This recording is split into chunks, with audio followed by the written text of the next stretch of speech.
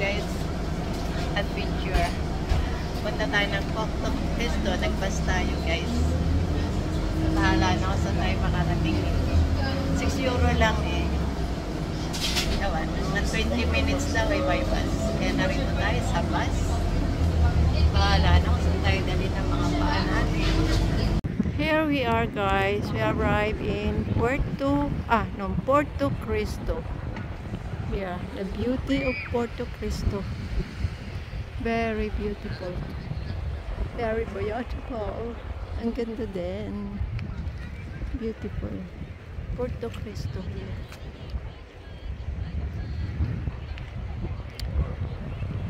Mas maganda pala yung beach ng Canyamel. Canyamel is much better than Porto Cristo. So that's why Canyamel has a lot of rich people. Here it's diyan nag-ano yung mga boat kasi protektado sila. The boat here is more safe. See guys.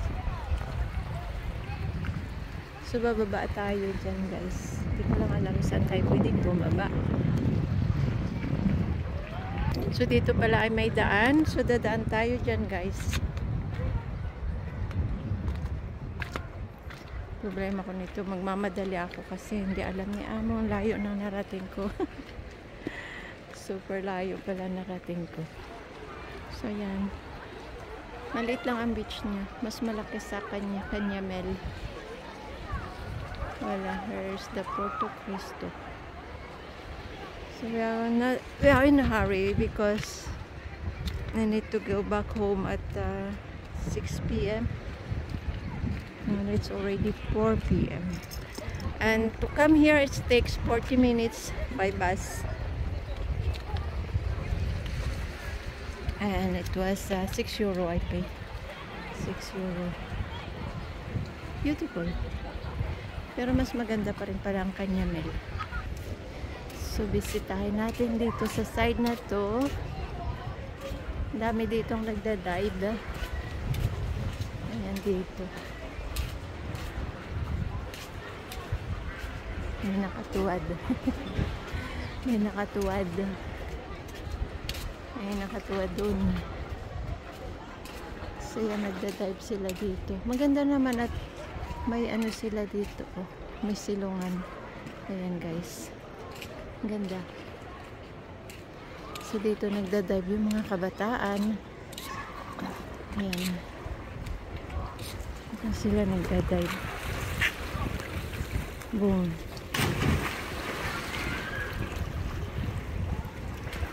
Ayan, narating ko rin ang Porto Cristo. Ayun yung pabalik naman ang ano natin guys. Hindi ko tinanong ko saan yung gaano yung bus. Saan ko makukuha yung bus. Hindi ko tinanong doon sa driver. Ayan, at napakainit. Nandito ko sa lalim ng bato. Dito tayo sa lalim ng bato. So ayan, maganda din naman guys. Pero mas maganda pala talaga ang Canyamel. Ngayon ko na-realize. Diba maganda rin yung napupuntahan mo din lahat. Kasi doon mo siya na kukunter. Malinis ang Canyamel. Kasi hindi masyadong crowded. Ito ay masyadong crowded na. Kaya ang beach ay parang hindi na masyadong malinis. Pag umano ka dyan sa tabi ng bato, amoy ihi. Tapos tingnan niya sa taas. Yan ako na lang. So yan lang. So pag umano ka dyan sa mga nakatago na yan na bato, amoy ihi. Mapangha. So ganyan karaming tao dito guys. Ganyan karaming tao. So yan, sabi ko yung mga ganitong lugar, mapanghi. Kasi siguro yung mga tatago dito at naihi na lang. So yan, maganda. Next time, doon na yung tatawid ako. Kaya lang ngayon wala masyadong time. Ganyan karami ang tao dito. Porto Cristo. Porto Cristo. Si pinal mo kasi. Small. Mainit. So, doon tayo umito sa ano. Ayoko tumalag sa maraming tao, guys. Kasi mga nakahubad. Kaya dahil mga walang iba mga nakabukaka. Eh, hindi ko naman pwedeng maisama yan sa aking vlogs. Ano tayo ng tatay white. So, yan. Dito ay amoy amoy mga sunblock cream, nangangalingasaw. Ayan, dito tayo at pakita ko ulit sa inyo. Ayan,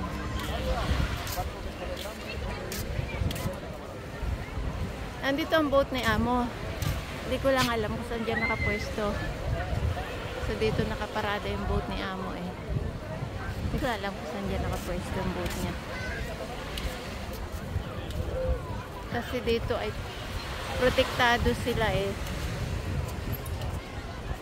Protektado dito ang mga boats. Siguro may beach pa dito sa kabila. Hindi ko lang alam guys. Ayun na isang boat na parating. Delikado na yung mga swimmer. Dito malalaki ang mga apartment. Matataas. Dito sa Porto Cristo. Ayan siya.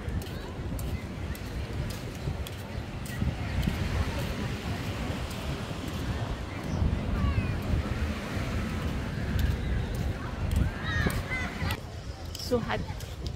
It's so hot. I would like to try to take the sangria, but I don't think that I have enough time because I need to go home before 7. Kasi baka naman tayo ay masisante.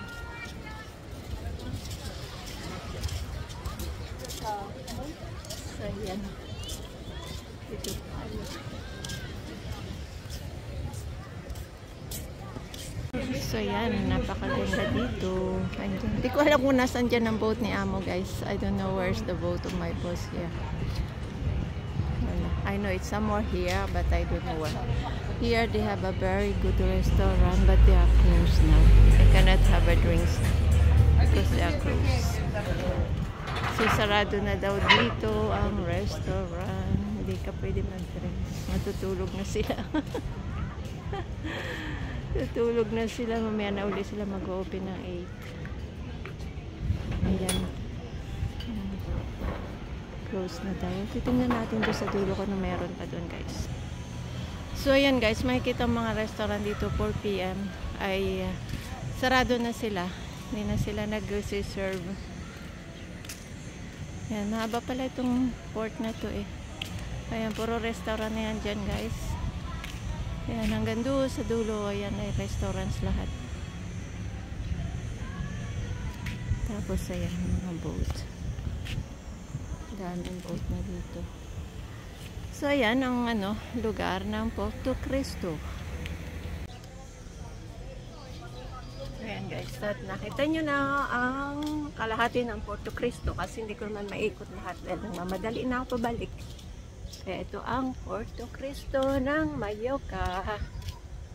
Ayan, Mallorca, Spain. May malaking boat doon. Ang laki. Oh. There's a big boat somewhere. Mayaman, mga yati. Ang laki ng mga boat dito guys. Wait, I'm going to show you. So there's a lot of big boats. Big boat somewhere up there. Ayan ang lalaki ng mga boat dito.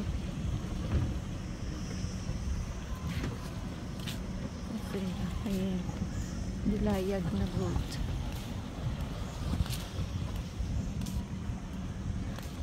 Ayan guys, ito yung napakagandang view. Gusto ko itong view na to guys. Ayan.